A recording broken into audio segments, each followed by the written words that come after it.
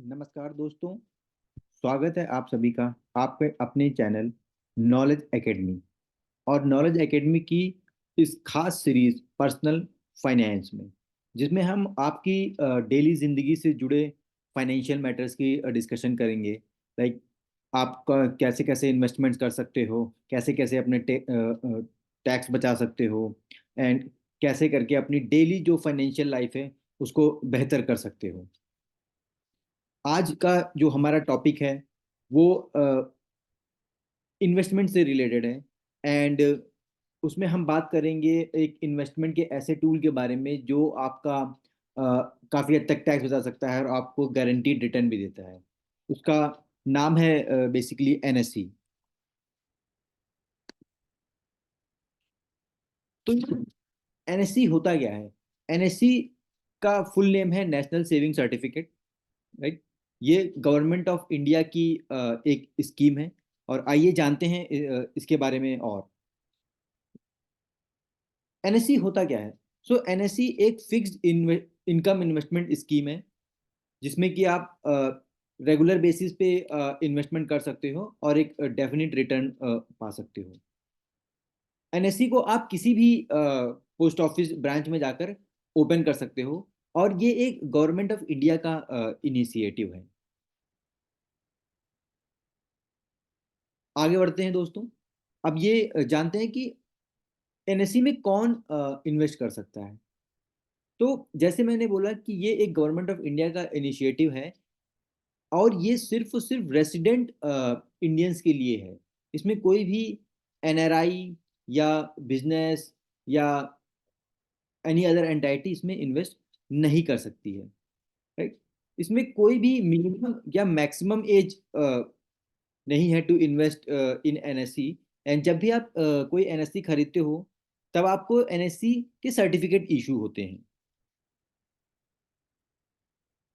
और एनएससी का जो एम है वो स्मॉल इनकम वाले लोग या मिड इनकम के जो लोग हैं उनके लिए है बेसिकली। और आप एनएससी अपने लिए ओपन कर सकते हो, आप किसी माइनर के लिए भी ओपन कर सकते हो उनके बिहाफ पे।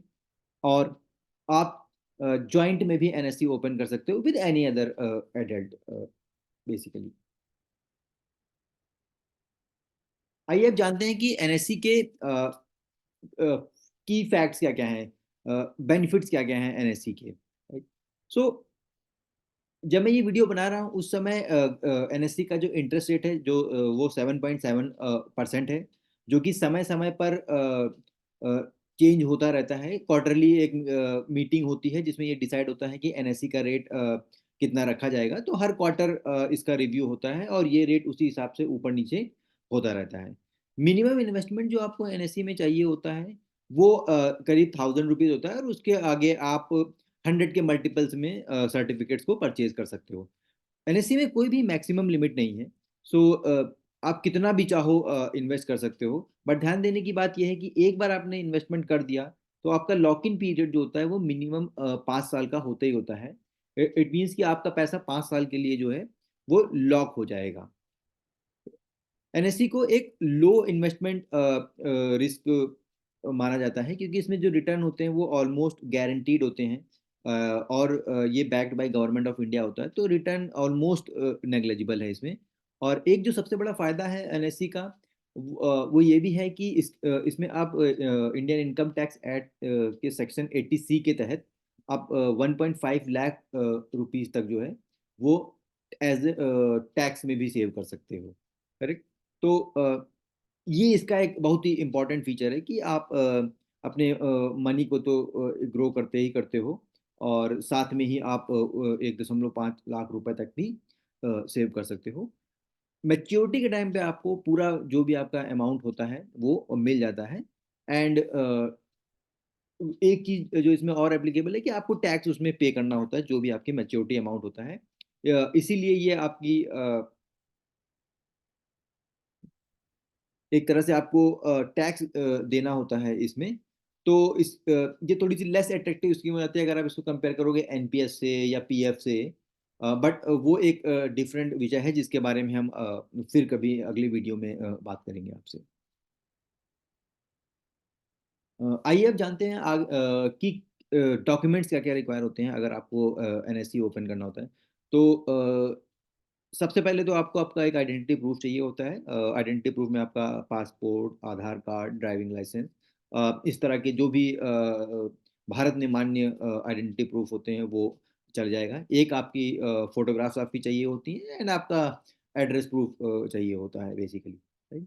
जो पॉइंट जो यहाँ पर नोटिस करने वाला ये है कि आप एज ऑफ नाउ, जब मैं ये वीडियो बना रहा हूँ तब आप एनएससी का अकाउंट ऑनलाइन नहीं ओपन कर सकते हो। आपको मैंडेटरीली किसी न किसी नियरेस्ट पोस्ट ऑफिस में जाना पड़ेगा, वहाँ से एनएससी एप्लीकेशन फॉर्म लेना पड़ेगा एंड उसको आपको भरकर वहाँ पर सबमिट करना पड़ेगा। जब आप एक बार उसको वहाँ पर सबमिट कर देते हो तो आपका पोस्ट ऑफिस में एक सेविंग्स अकाउंट ओपन हो जाता है।